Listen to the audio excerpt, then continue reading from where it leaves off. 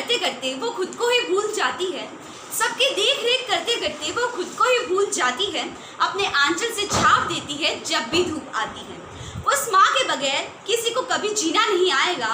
उस माँ के बगैर कभी किसी को जीना नहीं आएगा, क्योंकि एक बच्चे को उसकी माँ से ज़्यादा कोई कभी नहीं समझ पाएगा। A very good morning to you all. I am Devi Jain from class 10th A, New Look School, Partapur. On the occasion of Mother's Day, I wish you a very happy Mother's Day.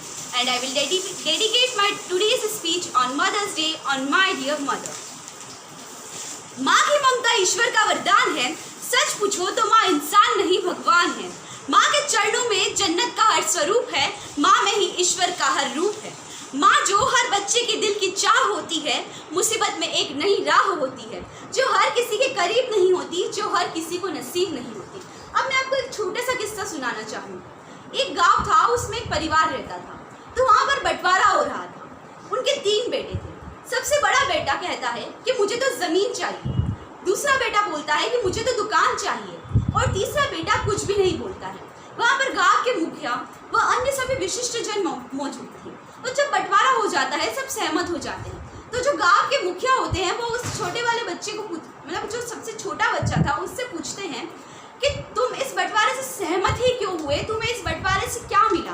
तो वो कहता है, किसी के हिस्से में ज़मीन आई तो किसी के हिस्से में दुकान आई, किसी के हिस्से में ज़मीन आई तो किसी के हिस्से में दुकान आई, लेकिन मैं खुशनसीब हूँ, मुझ पर खुदा मेहरबान है कि मेरे नसीब में माँ आई, कि मेरे नसीब में माँ आई।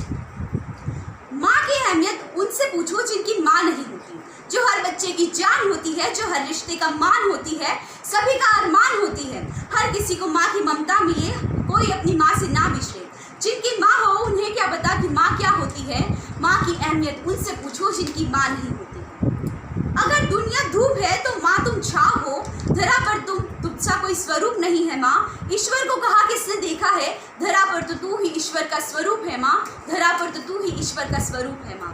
इसी के साथ मैं अपने शब्दों को विराम देना चाहूँगी। साथ ही मैं एक और बार आप सभी को मातृ दिवस की हार्दिक शुभकामनाएं देना चाहूँगी। धन्यवाद।